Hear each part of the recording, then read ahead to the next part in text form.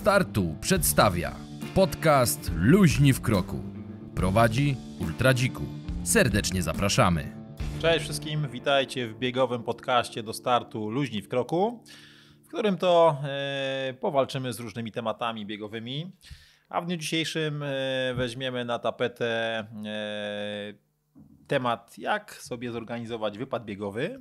I pieniążków. I czas, tak. I nie zbankrutować, czyli bardzo poradnikowo spróbujemy przedstawić Wam takie najbardziej fajne sposoby, porady, ciekawostki, jak do tego podejść, jak sobie to szybko, fajnie, ładnie i luźno zorganizować. No i dzisiejszym moim sparring partnerem w tym ringu słownym będzie Michał Walczewski. Wanna fight? Dzień dobry. You wanna fight? Michał to jest biegacz, maratończyk, podróżnik, bloger, redaktor portalu. Coś tam jeszcze zapomniałem? Maratonpolskie.pl. No już musiała być kryptoreklama, okej. No i co? No w swoim życiu wyjeżdżał już na mnóstwo maratonów, ultramaratonów, mniejszych, większych biegów w różne dziwne miejsca, nie tylko w Polsce i w Europie, ale też na różnych dziwnych wyspach, dżunglach, Saharach, więc no chyba ma tutaj predyspozycję, żeby zdradzić nam parę fajnych niuansów, jak to zrobić. Tak, postaram się opowiedzieć Wam, jak zrobić wiele rzeczy taniej. O, i o to właśnie chodzi. Właśnie nam chodzi o ten czas. Bo czas to, jak wiemy, to jest pieniądz. Także, no proszę, zacznij. Kiedyś pamiętam, jak kilkanaście lat temu było takie popularne powiedzenie, że bieganie to najtańszy sport dla wszystkich. I wiesz co? I od wielu lat już tego nie słyszałem. Jakoś to media wygumkowały, chyba wszystkim przeszło. Wcale to nie jest takie... Poza tym to się każdy, rozwija o to, bo ja tak samo idąc z bieganiem mówię, kurczę, no to co to jest za tani sport? No to faktem, że na początku biegałem, w butach, a ja pamiętam które miałem, czasy, jak tak się mówiło, nie? I wzięło i się zmieniło. No więc zacznijmy od tego może, na co wydawać pieniądze podczas biegania. Oczywiście na sprzęt, na treningi, niektórzy na psychologów biegowych i tak dalej, ale najwięcej pieniędzy idzie na starty. Tak, dokładnie, bo jeżeli już się wkręcimy w to bieganie, już troszeczkę nam się znudzi to bieganie po lasach samotnie, czy nawet w grupie i zamarzy nam się pierwsze zawody, pierwsza dyszka, pierwszy półmaraton, pierwszy maraton lub ultramaraton. No i nagle się okazuje, że wpisowe kosztuje 5 stówek, dojazd kosztuje 3 stówki, a później, jeszcze nie daj Boże za granicę, jak nam się za granicę zamarzy. A jeszcze trzeba przenocować.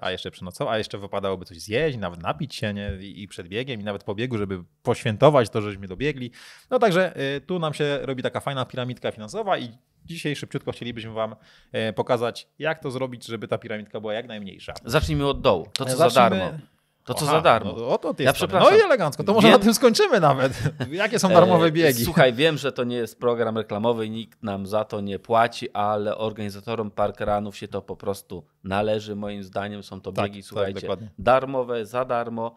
Wcale nie takie małe, bo widywałem już takie, w których startowało po kilkaset osób. Biegi na 5 km z pomiarem czasu absolutnie za darmo, to jest ich takie hasło wywoławcze, tak jak Facebooka, to zawsze było za darmo i będzie za darmo. I na Facebooku podobno już niedługo nie będzie za darmo, a parkruny ciągle będą. Możecie wystartować za darmo, nic to nie kosztuje. A co więcej, te parkruny, one w każdym mieście mają swój klimat, bo tam zazwyczaj jest jakaś taka... I na całym świecie. Zazwyczaj tam jest jakaś taka grupka, ludzi, którzy się znają, którzy gdzieś tam się spotykają co sobota w tym parku, tworzą ten klimat, świętują urodziny, świętują 10. parkrun, 100. parkrun, więc naprawdę to jest fajny początek w ogóle tej zabawy, nie? Z biegami, gdzie po prostu masz po pierwsze jakby kompletnie optymalizujesz koszty, bo praktycznie masz to w swoim mieście lub w mieście obok, masz to za darmo, masz naprawdę fajną ekipę ludzi, więc pierwszy krok przygody z bieganiem, parkruny. No to już poszła reklama. Koszt zero. Co później? Nieco więcej kosztują biegi parkowe, takie towarzyskie, organizowane w małych grupkach. Wtedy zrzucamy się na podstawowe rzeczy, na kogoś. Nie zrzucamy się nawet na pomiar czasu, bo po prostu ktoś z rodziny, ze znajomych stoi stoperem, łapie, albo sami sobie spisujemy czas na mecie, podchodzimy do kogoś, kto robi za sędziego, mówimy przebiegłem tyle i tyle, w tyle i tyle, weź mnie tam zapisz. I tutaj już będzie teraz tak typowa reklama. Do startu mamy mobilny stoper do startu. Możecie sprawdzić. Też za darmo? Do paru tam osób, 10 osób jest za darmo do wypróbowania. No. I to jest ten drugi poziom. Koszt kilkanaście złotych. Później, jeżeli będziecie chcieli już spróbować swoich sił w takich poważniejszych imprezach, biegi organizowane przez samorządy. One są dotowane przez większość miast i opłaty startowe dzisiaj to jest około od 30 do 70 do 100 zł. Taki rząd wielkości wydatku. Są to zwykle dyszki, jakieś 15, jakieś nierówne dystanse. Poniżej 100 w porządnie zorganizowanym półmaratonie jeszcze się da znaleźć opłaty startowe, ale już będzie coraz trudniej. A ja proponuję poszukać w Tychach, taki półmaraton jest. Nie gadaj. Zapraszamy. Ale ile tam startuje? Tam, tak teraz na poważnie, ponad 1000 osób startuje. Nie? Tak, no bo limit mamy 2000, bo też akurat tutaj jestem organizatorem tego biegu, także to nie przypadkiem znowu następna reklama leci, czyli lokowanie produktu. Tak, 2000 osób, pakiet startowy do końca kwietnia to jest 99 zł. Z koszulką. Czyli mówiłem, koło 100, ale jednak się da zejść poniżej. I to jako stowarzyszenie robimy, nie? Nawet nie jako samorząd, ale z dużym wsparciem miasta. Także czyli jednak da się. Okej, i super. No i następna półka cenowa to są duże imprezy, takie na kilka tysięcy, a czasami kilkanaście tysięcy uczestników, ale krajowe, w Polsce, bo jednak mimo wszystko, tak jak paliwo w naszym kraju, imprezy biegowe w Polsce i tak są bardzo tanie. Narzekamy, że drogie, ale jednak tanie. Jeżeli chcecie wiedzieć, ile kosztują imprezy drogie, to jedźcie do Niemiec i tam będziecie musieli zapłacić już za maraton nie 150 czy 200 zł w późniejszym terminie, ale kilkaset euro. Ja pamiętam swój start w maratonie w Hamburgu, który wyszedł, kosztował mi chyba 700 zł i dostałem numer startowy i jabłko na mecie. A to nie był Berlin, nie? Tegoroczny Berlin to już chyba poniżej 1000 się nie da. Tak. Tak, dokładnie. I to jeszcze właśnie jakby dużo ludzi biegających tylko w Polsce no bardzo narzeka na ceny. No niestety te ceny, żyjemy w takich czasach, a nie innych, te ceny są strasznie horrendalnie, poszły do góry wszystkiego. Chociażby ceny zabezpieczenia miasta przy organizacji takiego biegu, które są, no, nie mieszczą się w głowie chyba normalnemu uczestnikowi. O tyle właśnie te zagraniczne biegi, które oferują praktycznie tylko sam udział, czy nazywają to, nie wiem, opłatą rejestracyjną nawet, tylko tak. To nawet nie jest opłata, to nie jest pakiet, tak jak u nas na biegach, gdzie dostajesz tam jeszcze powiedzmy jakieś gadżety od sponsorów, koszulkę, czy jakiś tam mniejszy gadżet. Dostajesz po prostu tylko opłatę rejestracyjną za to, że po prostu tam się zjawisz i to jest koszt paruset złotych na polskie, więc tutaj myślę, że szanujmy to, co mamy na razie u siebie, bo nie jest aż tak źle. A następna wyższa półka, bo co może być droższe niż maraton w Berlinie, w Nowym Jorku i tak dalej? No są biegi ultra i biegi egzotyczne, organizowane przez wyspecjalizowane firmy, które robią całe Grand Prix globalne w różnych dziwnych miejscach, trudno dostępnych albo fantastycznych, takich jak Angkor Wat, czy Wyspa Wielkanocna, czy jakieś pasma górskie. Startowałem też w Arabii Saudyjskiej i tam startowe jest po prostu... Nie ma poziomu, którego nie da się przebić. Start na maratonie na Bajkale, sam start kosztuje 2500 zł.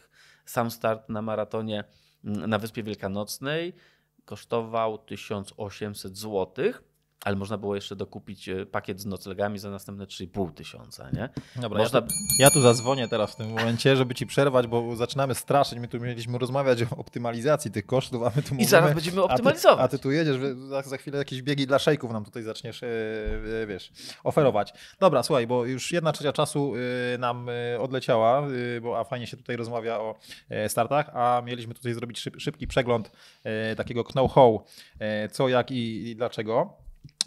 Żeby to było tanio, taka organizacja biegu. Więc lecimy z tematami. Teraz szybciutko i na temat, ok? Żebyście coś wynieśli z tego dla siebie. Także bierzcie sobie ołóweczek, notesik i notujcie. Dobra, pierwsza sprawa, wybór miejscówki, no to troszeczkę żeśmy to poruszyli, tak? Fajnie to pokazałeś, że są biegi dla każdego, tak na dobrą sprawę i są te za 0 zł i są te za 1000, tak. Więc tu jakby sama opłata startowa to jest kwestia twojej zasobności portfela, no i ile możesz wydać na swoje po prostu marzenia, tak? Tak jest. Tu coś chciałbyś jeszcze dodać? Kupujemy taki samochód, na jaki nas stać. No dokładnie. Tak? Po prostu. Dokładnie, czyli po prostu wybieramy sobie bieganie według budżetu, który chcemy przeznaczyć. Tylko pamiętajcie też, że budżet na bieg to nie znaczy, że to jest budżet całego wyjazdu biegowego. Tak. Bo pamiętajmy też bardzo o zdziwić. alternatywach. Na przykład znany bieg na Murze Chińskim kosztuje około 8000 zł, wylot tam z Polski i tak dalej. organizowany przez pewną agencję turystyczną, której nazwy tym razem nie wymienię. Ale nie musicie płacić 8000 zł, żeby wystartować na maratonie w Murze Chińskim. Wystarczy znaleźć maraton, który rozgrywany jest 2 miesiące chyba wcześniej, też na Murze Chińskim, ale organizowany przez lokalnych Chińczyków. I opłata startowa, przeliczałem, to wynosiła około 400 zł. Trzeba oczywiście dolecieć, ale... Czyli szukajcie, a znajdziecie. Nie pędźcie od razu za reklamami na Facebooku, tylko po prostu poszukajcie sobie we własnym zakresie, bo jest dużo jakichś alternatywnych opcji, nie? Tak. Jeżeli chodzi o nawet te miejsca takie docelowe. Dobra, wybraliśmy sobie bieg. Opłaty startowe. Na co uważać, zapisując się i opłacając opłatę startową? O ile w Polsce myślę, że to jest dosyć łatwe, bo każda gdzieś tam strona ma system swój zapisów, na przykład system do startu, albo właśnie jakiś inny system, albo swoją stronę po prostu biegu.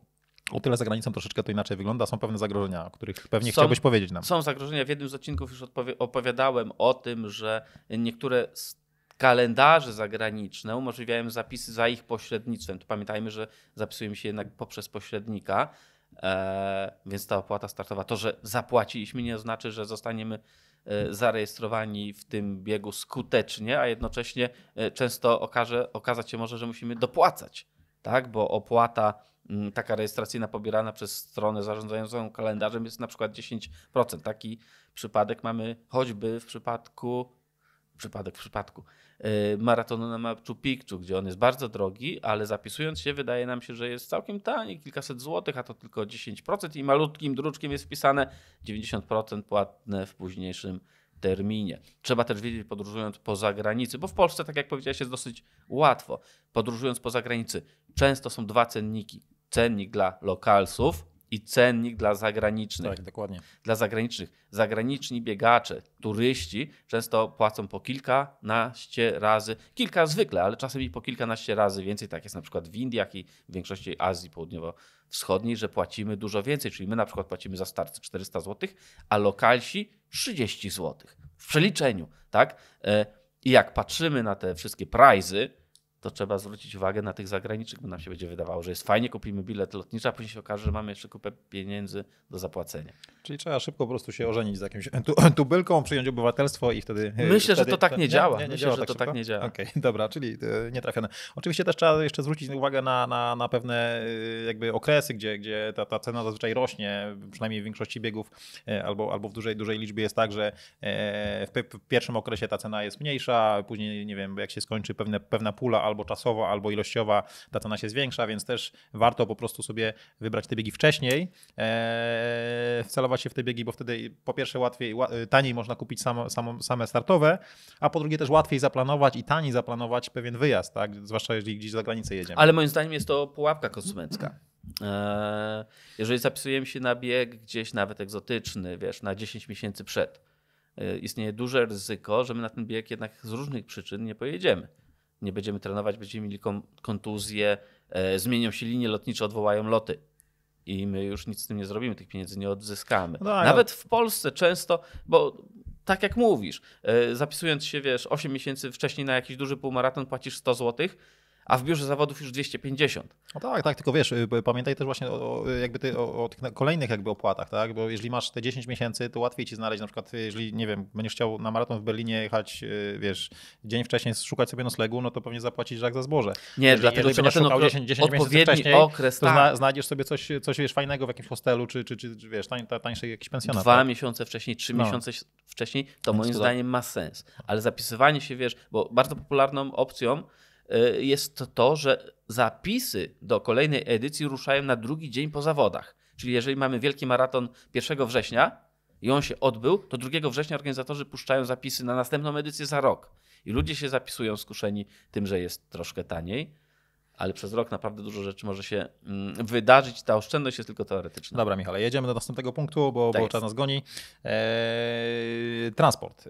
No, transporty są różne oczywiście w zależności od tego, gdzie uderzamy, czy uderzamy na Polskę, czy uderzamy gdzieś za granicę, czy jeszcze bardziej gdzieś w miejsca egzotyczne, gdzie dolecieć ciężko. Na co tutaj byśmy uważali? Wiadomo, można wybrać samolot, pociąg, auto, można tam dobiec, można tam dojechać rowerem. Co byś tu mógł powiedzieć, jak zoptymalizować te koszty? No w Polsce oczywiście podróżujemy samochodem, bliska zagranica podróżujemy samochodem, daleka zagranica podróżujemy samolotem i bardzo daleka zagranica marzymy o tym, żeby podróżować samolotem, nie? Tutaj tylko zwrócę uwagę, no wiadomo, ceny samolotów są takie, jakie są, bardzo wzrosły i są bardzo dynamiczne i chwiejne i raz w tom. Pilnujmy się tylko liczby przysiadek. W dzisiejszych czasach, kiedy strajki i odwołania lotów są bardzo popularne i bardzo częste, moim zdaniem podróżowanie po świecie z większą liczbą niż 1-2 przesiadki jest już bardzo ekstremalnym ryzykiem i przygodą, chyba że robimy wielodniowe przerwy. Czyli na przykład chcąc wystartować w Australii, lecimy, pierwszy lot mamy do Emiratów Arabskich, tam się przesiadamy, mamy 9 godzin przesiadki, lecimy do Singapuru i w Singapurze mamy 3 dni przerwy. Zwiedzamy sobie Singapur, a jak nam się coś tam omsknie, to mamy 3 dni zapasu na następny lot do Australii. Czyli na to trzeba zwracać uwagę, oczywiście przy przesiadkach, przy tych krótszych lotach, z czego korzystać, jak szukamy, no tutaj praktycznie chodzi o loty, bo pociągi wiadomo można sobie łatwo wyszukać, autem można po prostu wsiąść i pojechać. Loty korzystamy z... No tak, z podstawowych standardowo wyszukiwarek. Ja zawsze robię w ten sposób, że najpierw z ogólnych wyszukiwarek korzystam, a później wchodzę i tak na konkretną wybraną linię lotniczą i tam patrzę, ile ten lot będzie kosztował. I w większości przypadków kupuję jednak bezpośrednio w liniach lotniczych, nie w wyszukiwarkach, bo one nie mają jakichś tam specjalnych teraz promocji. w fajnych czasach żyjemy, że faktycznie te tanie linie lotnicze są, one latają w bardzo dużo destynacji, więc tutaj można sobie bardzo łatwo to znaleźć. Oprócz tego są też takie właśnie wielkie portale, które wyszukują połączenia. Ale nie ma żadnej idealnej. Tak naprawdę tak. Nie trafiłem na wyszukiwarkę lotów, która by mi odpowiadała. Jest jeszcze trzecia metoda szukania lotów w bardziej takie trudne, egzotycznie niedostępne miejsca, to takie wyszukiwanie wsteczne. Czyli wchodzisz najpierw na przykład port lotniczy Pogo na terytorium amerykańskim na wyspie Samoa na Pacyfiku. Jak tam dolecieć, słuchaj? Wychodzi 7 przesiadek, nie? I lecisz prawie tydzień. Próbujemy wstecznie. Wchodzimy na stronę lotniska i patrzymy, jakie samoloty, jakich linii, skąd tam lądują. Patrzymy, lądują z Bombaju. No to szukamy teraz, a jak się z Warszawy, albo z Berlina, albo z Pragi dostać do Bombaju. Czyli szukamy od tyłu. Ale to taka sztuczka bardzo skomplikowana przy bardzo takich trudnych sytuacjach. No ale to też jakby można troszeczkę odwrócić się z tym pierwszym punktem, o którym mówiliśmy, że mamy wybrany bieg, można troszeczkę też odwrócić to, przynajmniej ja na przykład tak robię, jeżeli podróżuję może nie biegowo, ale gdzieś tam na przykład z rodziną, że szukam po prostu taniego lotu, tak? Jeżeli jest ten tani lot w daną destynację, to może uda się tu gdzieś połączyć właśnie z jakimś startem w biegu. Może niekoniecznie z tym wymarzonym maratonem czy półmaratonem, ale biegi w różnych miastach, zwłaszcza większych, się odbywają dosyć często, więc czasami... Ale wtedy musimy mieć szczęście. Można, tak, oczywiście, no ale to wiesz, no biegaczom szczęście sprzyja, także myślę, że tu nie ma problemu. Lecimy szybciutko, jak na maratonie, do następnego punktu żywieniowego, jakim będzie, może jeszcze ten transport, tak szybciutko jednym zdaniem, a powiedz mi, masz jakieś doświadczenie z wynajmem aut, na przykład jeżeli dolatujesz w jakąś destynację tak, i tam trzeba wynająć, na co trzeba zwracać uwagę, no bo to wiadomo, że ja na przykład jestem troszeczkę taki, a kierowcą jestem, można powiedzieć, i ciężko mi jakby ten temat jest połapać. Kilkanaście ogólnoświatowych sztuczek, które różne wypożyczalnie w różnych regionach świata... To te kilkanaście w jednym zdaniu musisz powiedzieć. Różnych sztuczek używają, na przykład Malta. Mała wyspa na Morzu Śródziemnym, auta tanie, wydaje się wszystko ok, wychodzi po 80-90 zł za dobę, fajnie. Ale okazuje się na przykład, że kruczek jest taki, że dostajesz auto z pełnym bakiem i ten bak jest już zapłacany, masz wrócić z pustym. To powiem ci, Malta jest tak mała, że tydzień byś jeździł i połowy baku nie wyjeździsz. Więc do tej ceny wynajmu dopłacasz jeszcze tak naprawdę bak, który im zwracasz, a tam paliwo jest po 11 zł za litr, czyli za bak płacisz jeszcze dodatkowe 700 zł. Nie? I jeżeli jedziesz na 3 dni, to się zupełnie nie opłaca, bo ty spalisz tych litrów 20, a zapłaciłeś za 70 i zamiast wynająć auto za 300 zł, bo wziąłeś na 4 doby, okazuje się, że zapłaciłeś 1100. No, to ciężko później z takim baniakiem, wiesz, pełnym do połowy wejść na samolot, nie? Trzeba patrzeć podczas wypożyczania auta na ten właśnie system paliwa, rozliczania paliwa, nie? Bardzo często... No i ubezpieczenia też. Tutaj chyba polecamy brać ubezpieczenia, bo zwłaszcza w tych południowych krajach, gdzie jeździ się na pipadle, tak? Brać ubezpieczenia, przy czym też czytać je i nie brać ubezpieczenia na stronie internetowej, przez którą nie jakiś rental car, czy tam wynająć auto przez stronę internetową, owszem, ale ubezpieczenie dokupywać dopiero jak odbieracie kluczyki w tym okienku, od którego bierzecie samochód. Dlatego, że to ubezpieczenie jest bezpośrednio przez tego człowieka w okienku realizowane, a jeżeli wy wykupicie przez pośrednika, przez stronę internetową, oni i tak wam pieniądze ściągną, a dopiero kiedy tamci uznają, że z ubezpieczenia oddadzą, to oni wam będą oddawać. Takie zawieszenie pieniędzy może trwać pół roku, a możecie ich w ogóle nie dostać mimo ubezpieczenia. Następna szybka sprawa, jeżeli chodzi o samochody, foteliki dla dzieci. Jeżeli podróżujecie z dziećmi, jest mega koszmar na przykład we Włoszech. Koszt wynajmu fotelika może być droższy niż koszt wynajmu auta. Uwierz mi, bo miałem takie sytuacje i nic z tym nie zrobisz, nie? No i co? No taka polityka taka nieprorodzinna strasznie. No nieprorodzinna. Fotografujcie za każdym razem, jeżeli odbieracie auto, jeżeli zdajecie auto, fotografujcie ze wszystkich stron plus wnętrze, żebyście mieli udokumentowane wszystkie rysy, bo taka rysa może was kosztować na przykład 3,5 tysiąca złotych. Nie? Dobra, no to myślę, że się przyda. Takie porady.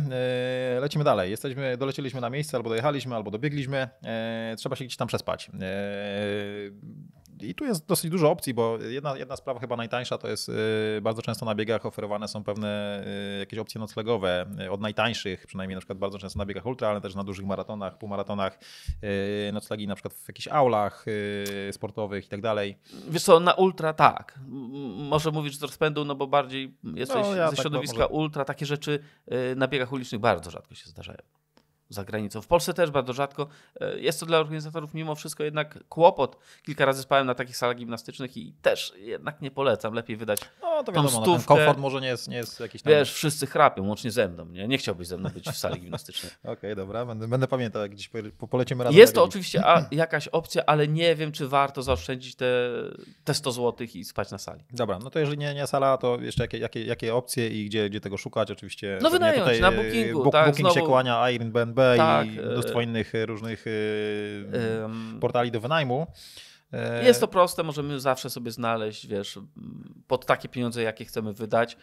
Oczywiście, jeżeli nas stać, to staramy się, żeby ten nocleg był blisko, rozsądnie blisko startu mety, tak żeby z buta można było dojść, bo na większych imprezach niż średnie ciężko gdziekolwiek zaparkować. W Europie Zachodniej ogólnie się nie lubi coraz bardziej samochodów. Dokładnie. Nigdzie nie zaparkujesz albo nie wjedziesz w ogóle do miasta. Znowu im dalej mieszkamy, to znowu generujemy koszty tego przyjazdu, chociażby nawet jak jest komunikacja miejska, czy jak jest właśnie, tak jak mówisz, autem gdzieś pojechać, zaparkować. Jak zaparkować, to na pewno płatnie, bo praktycznie za darmo nie zaparkujesz w jakichś większych miastach, więc znowu się generuje te koszty. Dlatego znowu wracając do tego czasu, ja na przykład mimo tego, że ty mówiłeś, że lepiej wiesz, poczekać do końca, bo nie wiesz, czy wystartujesz, to mimo tej niepewności wolałbym sobie zarezerwować jakby ten nocleg wcześniej, bo wtedy masz większe szanse, że faktycznie startu mety gdzieś tam... Ja to źle wyartykułowałem. Chodzi mi o to, że nie czekajmy na 3 dni przed zawodami. No, z drugiej strony są też na rynku ubezpieczenia od na przykład, wiesz, od rezygnacji ze startu, tak?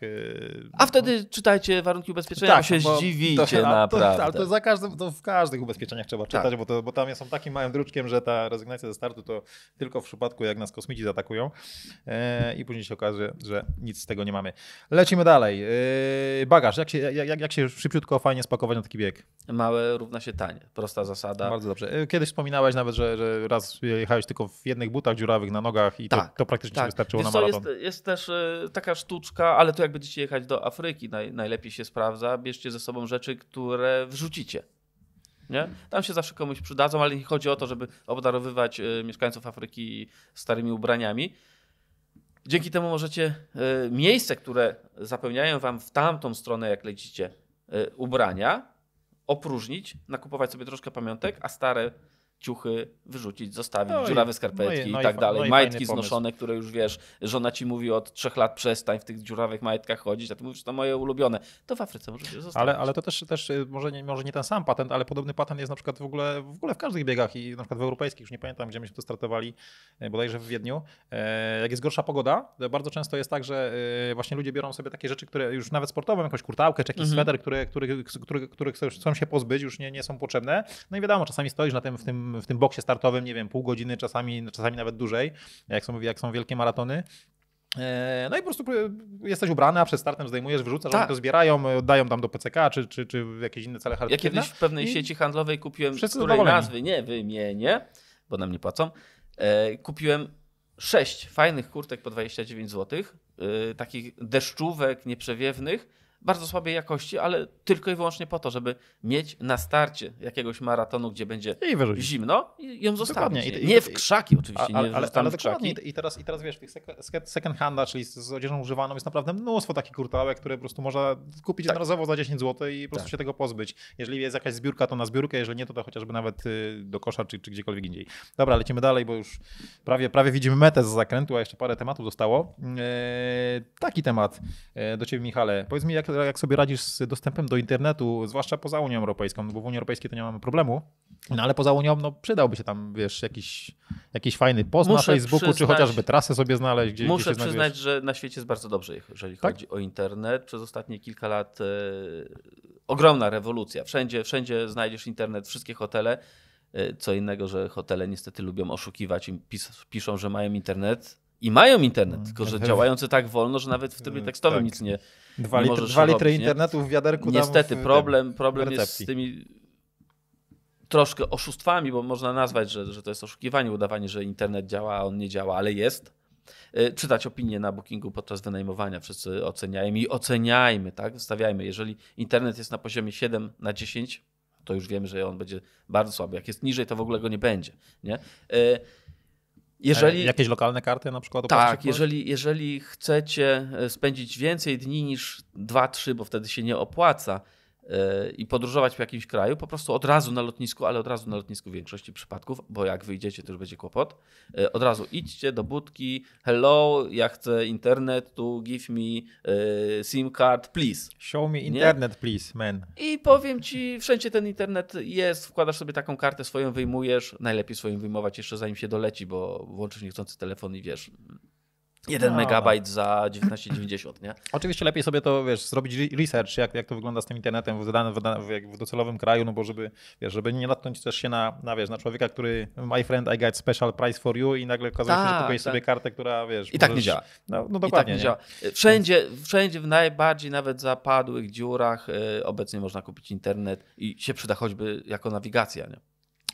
Wiesz co, tak jeszcze wracając do tematu noclegu, bo tak właśnie poruszyłeś temat zostania parę dni, nie powiedzieliśmy ważnej rzeczy, że warto sobie rezerwować jakby te noclegi przynajmniej minimum dzień przed startem i dzień po starcie, bo zazwyczaj jest problem w miejscu zawodów. Tak, w miejscu zawodów, bo zazwyczaj później problem jest na przykład z wymeldowaniem się i tak dalej. Jeżeli my się musimy wymeldować i z całymi tobołkami iść na przykład na start, jest to już jakiś problem, jest to jakiś stres dodatkowy, mimo że tam może być i dobiegasz na start, a już twoich tobołków nie ma, nie? No, w hotelu zawsze jest bezpiecznie. Nie masz się gdzie przekąpać, nie masz gdzie odpocząć, a najlepiej w ogóle sobie łączyć te wszystkie wyjazdy, zwłaszcza w jakieś tam dalsze kraje, nie wiem, z pobytem jeszcze 2, 3, 4 noclegi, gdzie możesz sobie jeszcze na spokojnie odpocząć, pocieszyć się, że jesteś maratończykiem, pozwiedzać sobie, to polecamy.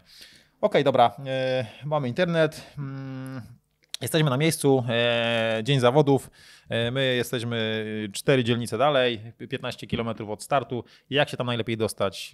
Wszystko zależy od tego, na jakim jesteśmy kontynencie, bo kraje są tam różne, kontynenty są najdziwniejsze. Tak. I czy mamy wielbłąda pod ręką? Afryka, Azja, proponuję dogadać się z lokalsem, z recepcją, żeby podstawili nam, załatwili nam kogoś, kto nas po prostu zawiezie i odbierze. Z tym odbieraniem już jest trudniej, bo oni się dziwią, za 5 godzin, za 6, a przy twoim ultra to wiesz, jutro mam po pana przyjechać, to co pan będzie przez to robił? I później też trzeba znaleźć, bo ktoś przyjedzie, stanie sobie tam, 3 godziny czeka i już cię nie może znaleźć.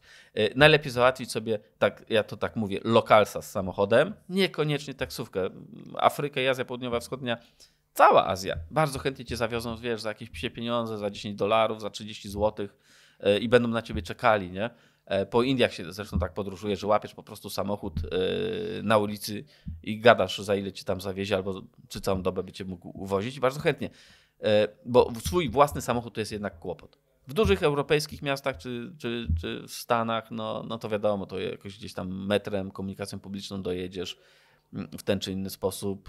Trzeba to jednak ogarnąć, ale tam, gdzie się da, to brać po prostu tym bardziej, wiesz, jeżeli masz swoje auto, jeszcze jesteś, wiesz, jedynym kierowcą, nie masz innego kierowcy, to jednak czasami po takim biegu, no wiesz, nogi odmawiają troszeczkę posłuszeństwa i jest to mniej bezpieczne, jakiś plecaczek bądź pas do biegania, w który pakujecie telefon, kasę, podstawowe rzeczy, bo na mecie często, no niestety, ale musicie sami o siebie zadbać, jeżeli macie wiele kilometrów podwrotu. Nie? Poza tym zawsze to jest, jakby biegać z takimi rzeczami pod ręką zawsze jest bezpieczniej, zawsze masz kontakt. Różne rzeczy mogą się zdarzyć po bieganiu.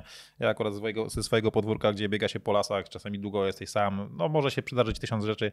Lepiej mieć, ja wychodzę z zasady, lepiej nosić niż się prosić, lepiej mieć niż później, wiesz, żeby coś się miało stać. Okej, praktycznie nam się już czas kończy, ale jeszcze szybciutko może coś o biurze zawodów samych, nie wiem, jakieś porady, jak to ogarnąć, bo czasami te biura zawodów, zwłaszcza na tych większych biegach, no to jest taki kosmos dla człowieka, który tam jest pierwszy raz. Nauczcie się w Polsce, będzie wygodniej, u nas też są duże biegi, przećwiczycie kilka razy przejście przez biuro zawodów w jednym, drugim, trzecim mieście i na świecie wygląda to mniej więcej tak samo, jeżeli chodzi o duże biegi. Zazwyczaj jest to zautomatyzowane, nie? Że zazwyczaj jest nawet tak zorganizowane, że wchodzisz, odbierasz pakiet, przechodzisz przez strefę Expo, wychodzisz traktuje jako tłum, który trzeba ukierunkować i to jest dobra organizacja, nie? Jeżeli tak nie jest, no to wtedy po prostu trzeba zagryźć zęby, sobie poradzić. I znowu, te małe biegi będą całkiem wyjątkowe. W Afryce możecie nie znaleźć biura zawodów, nie? Ale kiedyś wspominałeś, że może być na stacji benzynowej albo gdzieś tam. Wiesz, albo trzeba zadzwonić do organizatora, nie? A organizator tylko w Suahili rozmawia i weź się z nim dogadaj, gdzie ty jesteś, bo on mówi, powiedz mi, gdzie jesteś, to ja tam podjadę i ci dam ten numer. No to proste. Czyli łatwo, luźno i przyjemnie można się tam dogadać. Tak jak kiedyś mówiłeś, że po słowiańsku jeszcze warto rozmawiać, zwłaszcza jak się do Słowianki jeździ, tak? Dobra, mamy to. 2 słowa na temat żywienia. Lepiej własne, to też znowu pewnie gdzie, nie? Ale bardzo często też jest w ogóle pasta party na przykład na takich większych biegach, tak? Gdzie albo dopłacasz, albo masz to w pakiecie, gdzie na dobrą sprawę możesz się na węglowodanić przed biegiem. No słuchajcie, każdy z nas musi jeść i każdy ma głowę, żeby ocenić jedzenie, czy ono się nadaje do jedzenia, czy nie nadaje, bo takie z pasta party też często się po prostu nie nadaje. Patrzysz i zrobisz jeden kęs i już wiesz, że dalej nie chcesz jeść i nie jedzmy na siłę, nie? Bo to się może wyeliminować z biegu. Jedzenie kosztuje. No niemiłe przyjemności. I trudno, trzeba coś zjeść, trzeba zapłacić, trzeba sobie kupić. No, ale to znowu podsumowując, każdy chyba znajdzie coś na własną kieszeń, bo są jakieś gotowce, są stacje benzynowe, tutaj zwłaszcza powiedzmy w Europie to chyba żadnego problemu nie ma, są punkty, jeżeli cię stać, no to możesz też iść na wykwintną kolację przed biegiem, także tutaj można jakby we własnym zakresie sobie zoptymalizować te koszty. A jeżeli chodzi o optymalizację kosztów, ostatni temacik szybciutko. Znasz jakieś sposoby, żeby jednak wszystko to, o czym żeśmy powiedzieli, jeszcze bardziej zoptymalizować? Nie wiem, jeździć w grupie, nie wiem, spać pod gołym niebem na plaży, jakieś tanie noclegi znaleźć? Tanie noclegi oczywiście tak, ale każdy z nas ma swoją strefę komfortu, którą akceptuje, która oczywiście jest związana też z jego strefą wydatków, czyli ile może wydać, bo niektórzy nie mają problemu z tym, żeby wydać 500 zł za nocleg i będą mieli fajny hotel postawiony 100 metrów od rynku, a niektórzy chcą się zmieścić w budżecie 40 zł i też się da. Tak? A jakieś wyjazdy grupowe? Znasz jakieś sposoby, żeby na przykład im nas więcej, tym najważniejsze jechać w 4 osoby. 4 osoby jest optimum. Jeżeli jedziesz autem, nie? Bo wtedy już zawsze nie, jak wynajmujesz auto, to też. Tak? Wynajmujesz też. Auto, bo w 4 osoby najlepiej się podróżuje. Wynajmuje się auto, wynajmuje się albo pokój 4-osobowy, albo 2 dwójki.